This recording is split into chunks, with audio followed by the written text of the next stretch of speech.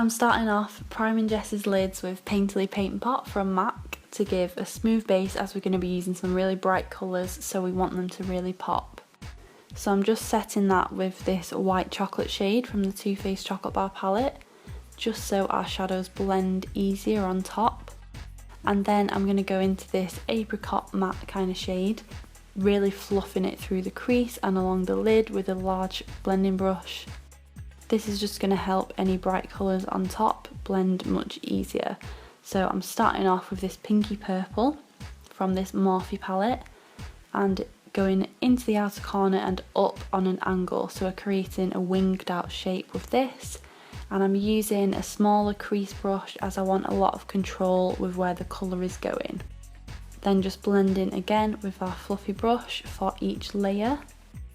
Going back to this maroon shade from the Morphe palette and just layering that over the top. So we're building up light to dark really gradually, so we're going to get a much softer, smokier blend in the end.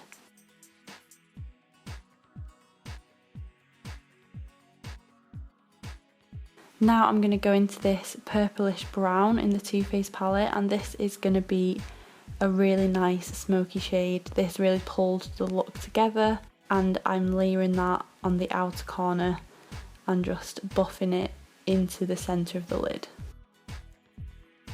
So because I've deliberately left the inner corners bare, I'm going to pack some baby pink glitter from Makeup Revolution over the inner corner and into the centre of the lid.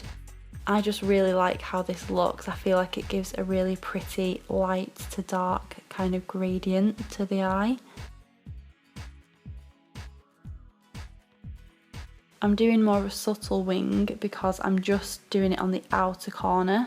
So I'm barely touching the lash line along the lid, just adding that for thickness and then really concentrating on the shape on the outer corner. Again, this just complements the shape of the eyeshadow that we've done. Priming Jess's skin with the Clinique Universal Face Primer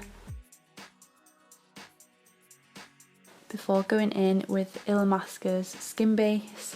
I'm using this as concealer as well, so underneath Jess's eyes, and then using a fluffy brush to make sure we don't ruin our eyeshadow when we're blending that in. Buffing the rest of the skin with the Real Techniques buffing brush, and then I'm gonna fill in Jess's brows with this ash deep brown shade, doing them a little bit darker than usual as we have done such a bold dramatic colour on the lids. Setting the foundation with some pressed powder.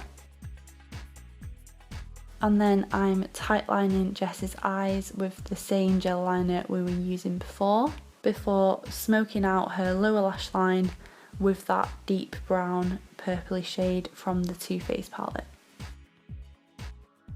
Now Jess is applying some of her own mascara, and then we're going to go in with the Charlotte Tilbury palette.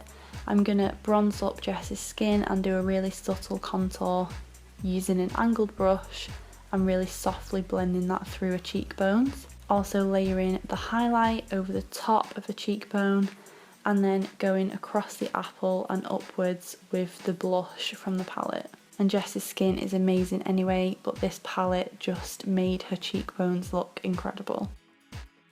Now we're applying some lashes, and these are tapered to go with the shape of the shadow we've done, but they're still not too long and uncomfortable for Jess, and they actually looked really pretty and natural. Lining her lips subtly with this Nude Liner, and then going in with this peachy pink from Rimmel. This works really well, I think. It's a really complementary colour for purple eyes. The peach just complements it perfectly without being too much. I think it's still like a muted kind of nudie colour, but it just looks really pretty paired with the purpley pink tones. I really hope you like it. Way more colourful than I usually do, so give it a thumbs up if you want to see more colourful looks, and I will see you in my next video.